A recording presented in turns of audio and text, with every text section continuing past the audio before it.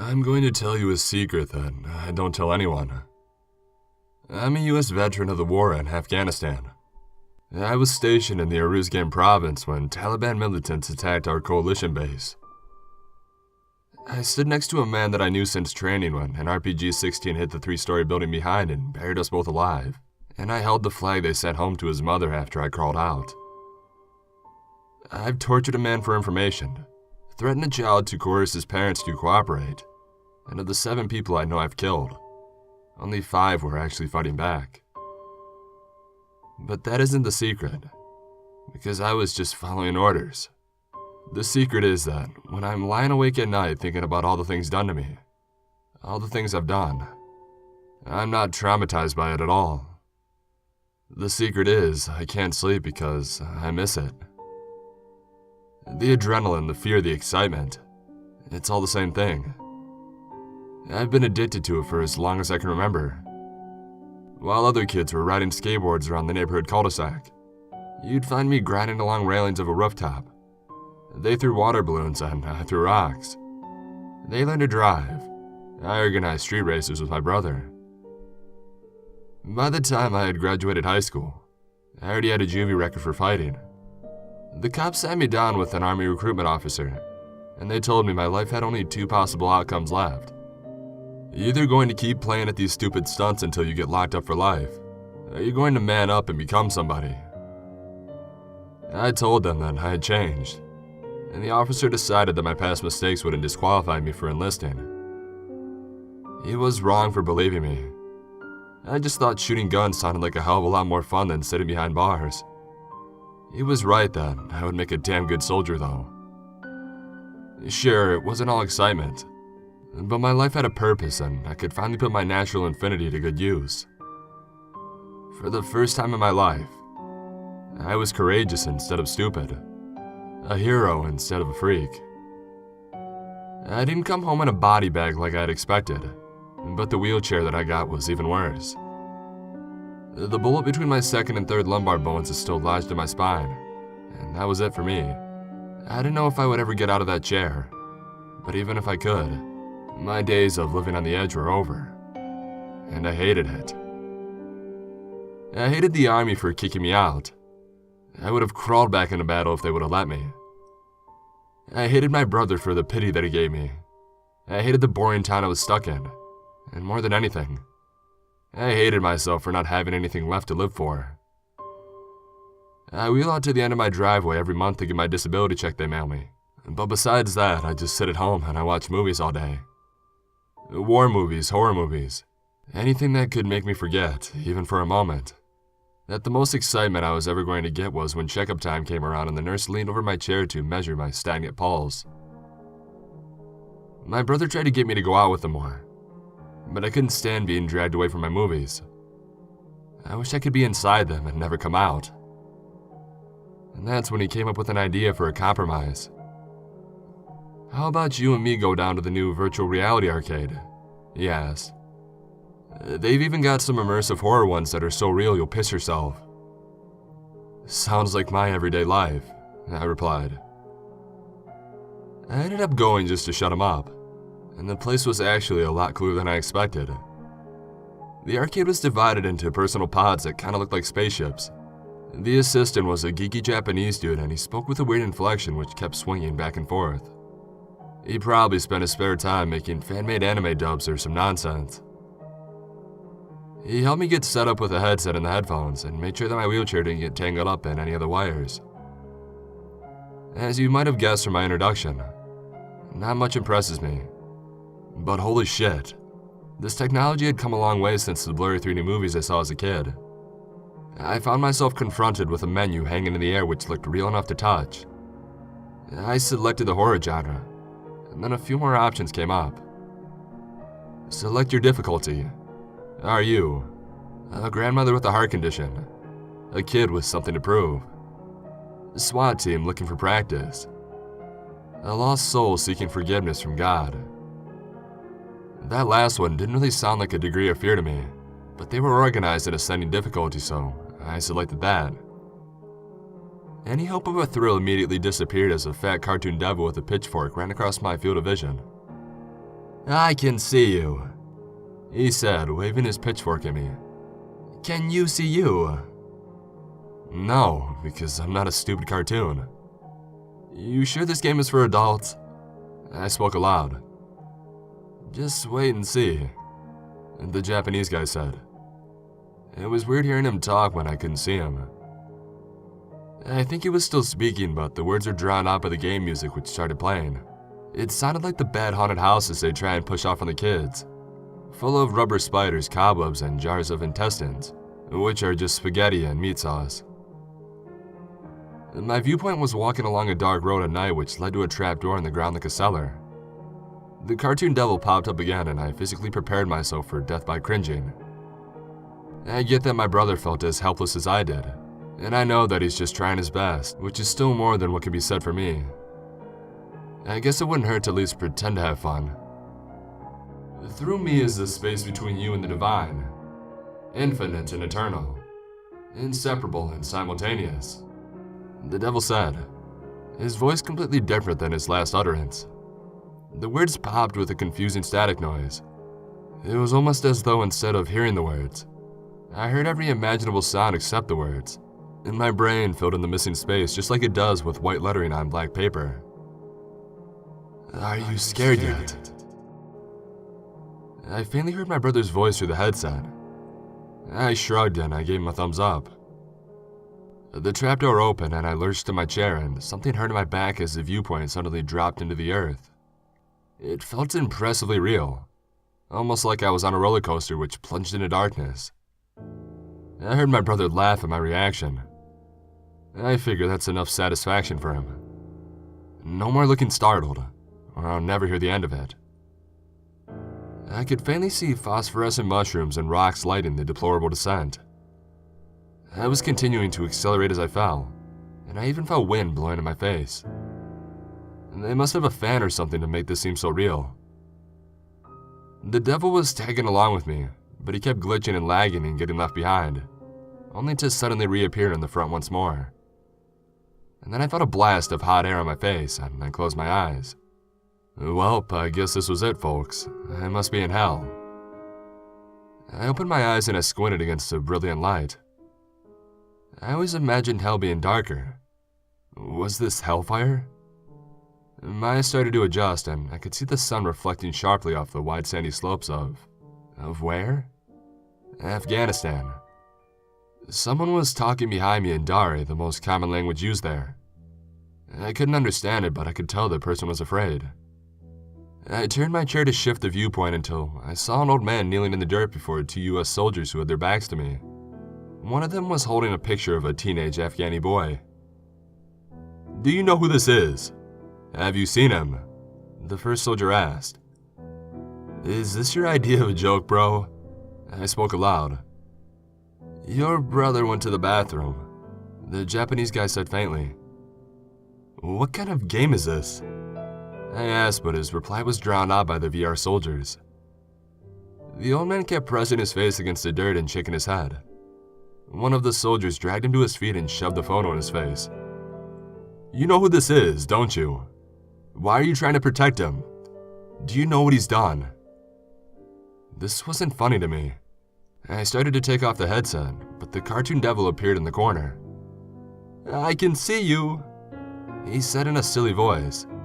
Can you see you? Everything was playing so smoothly it could have been real, except for the devil which kept on lagging and glitching. It was little more than a jumping mass of miscolored pixels. One of the soldiers kicked the man on the ground, and as he pivoted the body, I caught a glimpse of my own face under the helmet. Suddenly I remembered who the old man was. Abdul Basar was a Kurlander, a mystic who was suspected of sheltering Taliban operatives in his house. I didn't need to watch to know what had happened next. I took my headset off and I handed it to the Japanese guy. Did my brother put you up to this? I asked him. I can see you, the assistant replied. He handed the headset back to me, but I pushed it away. No, duh, Sherlock. How did you get this footage? Can you see you? He asked. His face froze for a second while he spoke, twisted halfway between words. There were a couple of empty pixels obscuring his mouth, but I could tell he was smiling when he handed me back the headset. I touched his hand. It was warm and real. Well, I don't know what was going on, but this certainly captured my attention better than any movie. I slowly took the headset from him, and the assistant nodded and smiled while I put it back over my eyes. The cartoon devil laughed in a good-natured way. I played a trick on you, once for what you've done. Flash, I was beating Abdul-Bazaar inside of a holding cell. Flash, I was back in the desert next to the cartoon devil. I saw it for less than a second, like a single frame inserted into a movie. Yeah, you tricked me all right, I answered. But you didn't scare me. You think I don't remember everything I saw? I wasn't scared then, and I'm not scared now. The scene suddenly dissolved and I was falling through the earth again. It seemed to be going deeper this time, because the tunnel was lit by flowing veins of lava now instead of mushrooms. I sat calmly in my chair, actually looking forward to what came next.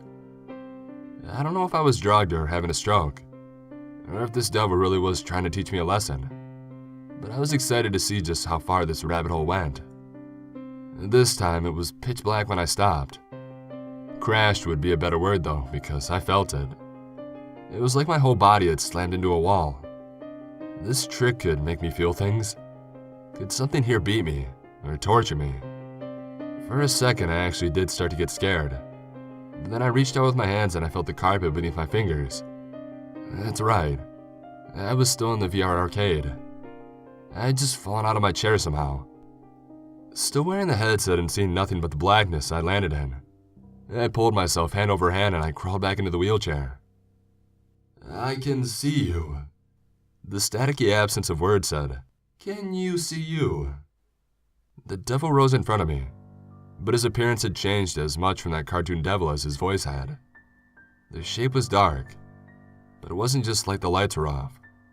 Ordinary dark is the absence of light, but the presence before me was the impossibility of it. In that moment before him, I couldn't even remember what it was like to see, but I could still sense his form through the emotional weight it carried. His horns were as sharp as being stabbed by the love of your life after you sacrificed everything to bring her joy. His face was the burden of holding your dying father in your arms, while both of you knew that you could have saved him if you'd only tried harder. His body was the shape of a lifelong spent in quiet desperation, after all living matter had wasted away, and you alone remained to dwell upon your regret. Twice for who you are, the presence said. He reached out to touch me, but I couldn't let him. Somehow I felt I would become like him, an unreal embodiment of misery and pain, if the presence of his being were to overlap with my own. It wasn't fear that made me rip off the headset. Fear is something consciously recognized in the brain. My terror was something much deeper and primitive, the sort of thing which stirred my ancient ancestors into action, and to prolong their own purposeless existences in the face of some greater dread of the unknown. I tore off my headset and headphones and threw them into the assistant's face. My brother wasn't there, but I wasn't going to wait for him. I sprinted out of the building, bursting out into the bright clear light of my familiar hometown. Boring. How could anything be boring about this place which brought me into this world and formed me into who I am? I ran as fast and as hard as I could, taking in deep lungfuls of clean air which filled my body with hope and jubilation. I had my whole life ahead of me, and nothing I had done or been could ever change that. I couldn't remember the last time that I felt this good. Hell, I couldn't even remember the last time that I walked outside. And it hit me. I couldn't remember the last time I walked, because I couldn't walk. I slowed down and I looked at my legs pumping the concrete beneath me. I could feel the blood roaring in my veins and the pressure of my feet on the ground.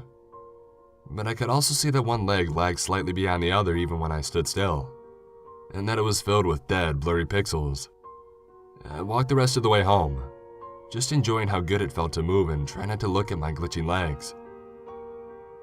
3 times for what you will do, said the voice which wasn't a voice. My brother was waiting for me in my home, although every instinct within me screamed with the common recognition that it wasn't my real brother. Oh, but I can't trick you, can I? His mouth moved, but it was the silly cartoon devil's voice when it came out. "You're not scared of anything." I reached up to my face, but the headset wasn't on anymore. I turned around and started walking upstairs as quickly as I could. My heart was pounding in my chest like a caged animal trying to escape. My brother, who wasn't my brother, followed me up to my room. "You think you're so strong, don't you? That you don't need anybody. But you know what? But there's no one else here, so you can tell me the truth." The sing-song cartoon voice was grating on my nerves. Wherever I wasn't in control. There was no point in trying to outrun something in my own mind. I turned around to face him. "I'm not afraid of you or your tricks. What do I have to do to get out of here?" I asked. My voice didn't even shake. I balled my hands into fists and they were firm and ready. "Are you sure that you want out?" he asked, but it was back in my brother's voice. "Your legs work in here, but they won't out there." "I don't care. I want out," I said. "Why? Unless you really are afraid." He smiled and it froze in a glitch. The face was so warped I could barely recognize him. I couldn't stand to look. I wanted to wipe that smile off. If he wasn't going to be reasoned with, then I guess I would have to do things my own way.